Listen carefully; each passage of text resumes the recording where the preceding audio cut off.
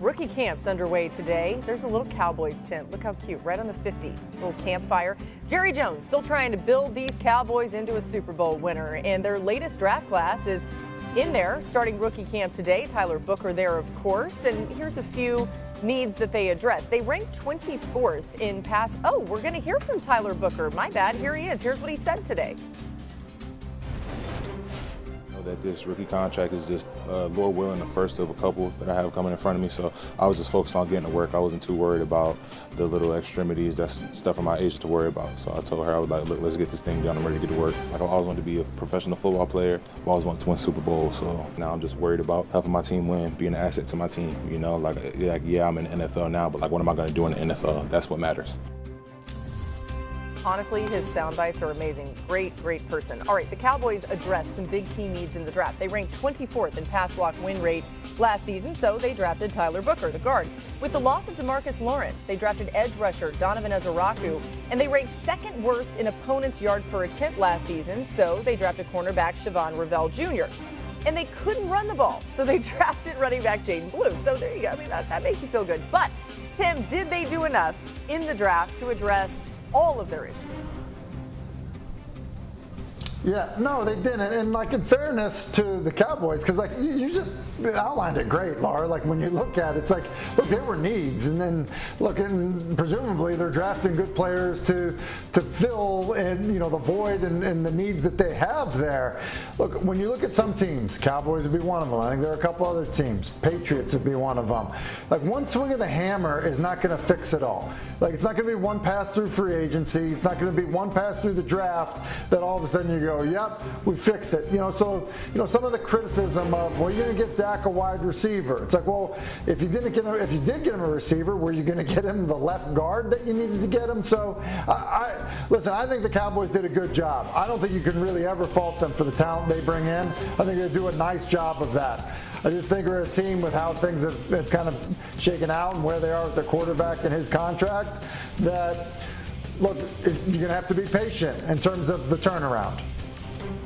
Yeah, Tim, Amari Cooper is still out there, a potential fill for that wide receiver 2 spot in Dallas. And I'm told there is at least some mutual interest between the player and the team on a reunion. Now, money will be the sticking point most likely. I'm told Dallas really doesn't want to spend a lot in remaining free agency. Amari Cooper's made almost $140 million, so I doubt he's going to take a minimum deal at this point. But look, they got the coming weeks and months, see if they can come to some sort of agreement. It looks like he's not going to resign in Buffalo, so I do expect Dallas to sort of comb that market, add at least one offensive piece at some point. Yeah, D-Wood, is Cooper enough to fill that number 2 spot in Dallas? Yeah, I mean, listen, he's getting up there in age. Obviously, the Cowboys are very familiar with Amari Cooper, being that he played with the Dallas Cowboys. But listen, Laura, they need someone opposite CeeDee Lamb. It's just been just barren at the number 2 receiver for the Dallas Cowboys, and it just makes it so much, for opposing defense, makes it easier when you get to scheme up CeeDee Lamb when you don't have a threat opposite him. So whether it's Amari Cooper or trade or something, they need to address that in order to get the most out of this passing game. Jeremy, where do things stand with Micah Parsons getting a new deal, by the way? Well, I'm told Dallas has not ramped up negotiations with Parsons' agent as of yet. So they plan to, they want to, they've essentially budgeted for this. They know what the market is. It's going to be well above $40 million per year. But Dallas isn't comfortable waiting. We've seen that with Dak Prescott. He didn't get a deal done until September of last year. CeeDee Lamb late August. Trevon Diggs over the summer. So they're going to wait this out a little bit and see what shakes out. Time for one more thing. Earlier we had Panthers wide receiver Xavier Legette on. He was riding a horse in a Kentucky Derby. And so we made that happen for D-Wood because D-Wood wasn't sure if he could, but D-Wood, now you can because we did it.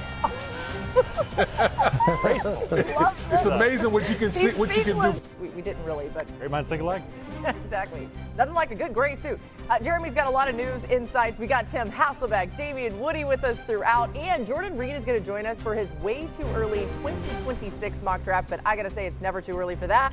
Let's begin, though, in Green Bay. We're going to hear from rookie wideout Matthew Golden. Here's what he told Jordan Love when he reached out.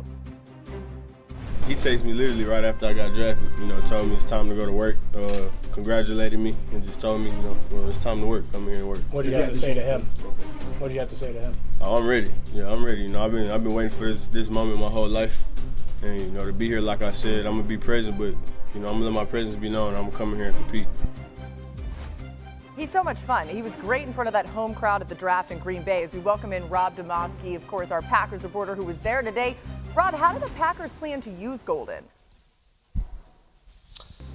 Laura, I'm sure you remember Matt LaFleur saying right after they picked Golden that he FaceTimed Jordan Love, and Jordan Love joked that I've got to get that arm loosened up to throw those deep balls to Golden's 4.29 second speed. But in all seriousness, what the Packers love about Golden is his versatility. They think he's more than just a deep threat receiver. Now, I asked LaFleur today, as rookie minicamp started, if he's already started to put things into the offense for Golden, and he said while he hasn't done that, he did during the evaluation process tell general manager Brian Gutekunst, this is how I envision using him. Obviously, Gutekunst must have liked what he heard because he went ahead and drafted him.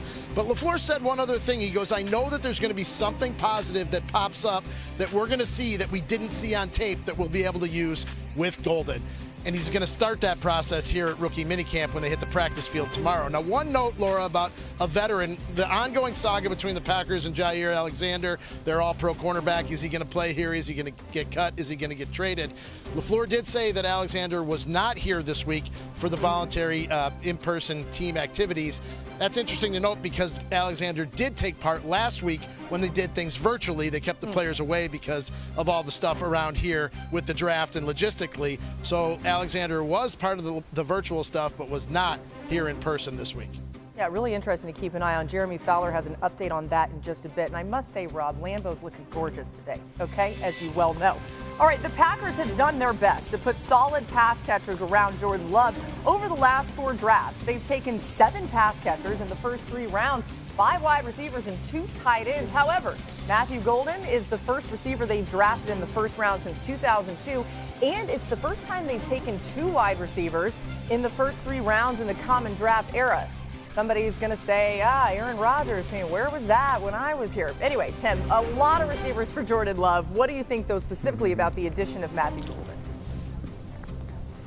I think it's great, because he's super talented. I mean, just watch it, even the highlights that we were playing there. You see his speed, and I do think he's, more versatile, as Rob Demovsky was, kind of referring in terms of the optimism, in Green Bay of what type of player he can be. And I would say, I actually think Green Bay has had a pretty good receiving core, especially when you factor in, their tight ends and the way that they've played. And so, to me, it really wasn't this glaring area of need, other than to say some of these young, productive wide receivers that they've had, they've been injured. And so because of that, I think, getting a dynamic player who's young, kind of build, into the room, I think should be really exciting for Packers fans. And so